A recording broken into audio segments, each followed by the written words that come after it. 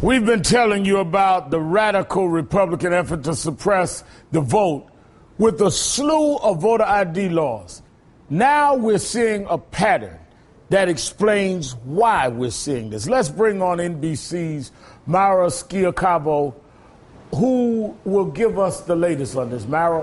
Well, Rev, back in 2008, presidential candidate Barack Obama galvanized African-American voters across the country. For the first time in history, African-American voter turnout actually exceeded its percentage of the population.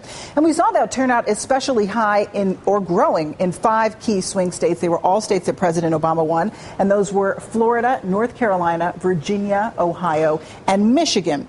Since then, these states have also been the focus of many of the photo ID voting laws that have been pursued this year. Let's take a look at a map that shows the 41 states where voter ID laws are either on the books or have been pushed by state legislatures this year. Those also happen to include those 5 key swing states. Now let's take a look at some of the specifics. Let's start with Virginia, where African-American voter turnout jumped 20% between 2004 and 2008. This year, the Republican legislature tried to pass a photo ID law. Moving on to North Carolina, they saw a 15% jump in African-American voter turnout between 2000 and 2008. This year, the Republican state legislature passed a photo ID law that Democratic Governor Bev Perdue vetoed. And of course, another big swing state, Ohio, also a 15% jump in African-American voter turnout between 2000 and 2008. And this year, the Republican House of Representatives passed a strict photo ID law that was eventually blocked by the state Senate. Rev, back to you.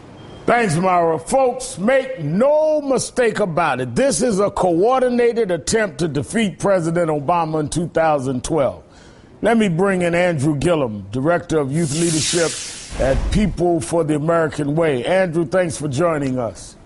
Thank you for having me, Reverend Sharpton. I hope you're well. I'm well. Your group is breaking a new report on voter suppression tonight. What can you tell us about the report? Well, I mean, one of the central tenets we want to make sure gets out in this report is the idea that is being promulgated by the radical right that there is widespread voter fraud going on across this country just simply is not true, and it's not evidenced in the well-documented cases that have gone from state to state, and even one as important as when the Bush administration went into office. They conducted, the Justice Department conducted widespread investigation to weed out voter fraud happening throughout the United States. And do you know what they yielded? 86 occasions of voter fraud. Right. And when you delve deeper in those 86 cases, you come to find out that much of those were accidental. That's 86 cases out of 200 million votes cast in this country. To me, I'm not sure about you, Reb, but to me that does not sound like widespread voter fraud, in my opinion. This is a well-coordinated and highly effective effort to decrease the vote. It's well targeted, as Mara just showed us. Turnout, key states, key African-American votes, that's where a lot of these voter ID laws are in effect. Just because I'm paranoid, a friend of mine always said, just because I'm paranoid doesn't mean that no one's following me. So clearly, when you see the pattern, look at these graphs here with the MIT study. 2.2 million people, this is in 2008, did not cast ballots because they lacked proper ID. This was before the laws. 2.2 million did not cast ballots because they didn't have ID. Discrimination at the polls.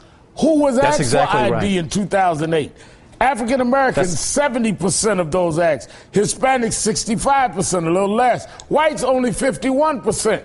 So clearly, who was questioned before the law, overwhelmingly African American. Now you have the law, and it's in the states where African American had these huge turnouts that made a huge difference in the results. Well, you don't need me to draw any more lines than what you have just drawn, and that is that these laws are not intended to fix a problem. These laws are intended to fix elections in their favor, and that's not what this democratic society is about. We're supposed to be opening the doors of democracy. To take that 2.2 million legally registered voters in 2008 who were unable to vote, and 4 years of a federal investigation that yielded 86 cases. 86 cases in 4 years compared to 2.2 million people not being able to vote in 2008. We're going to stay on there's this, a problem Andrew, here. when we're going to protect voting rights. Andrew Gillum, People for the American Way, thanks for your time tonight.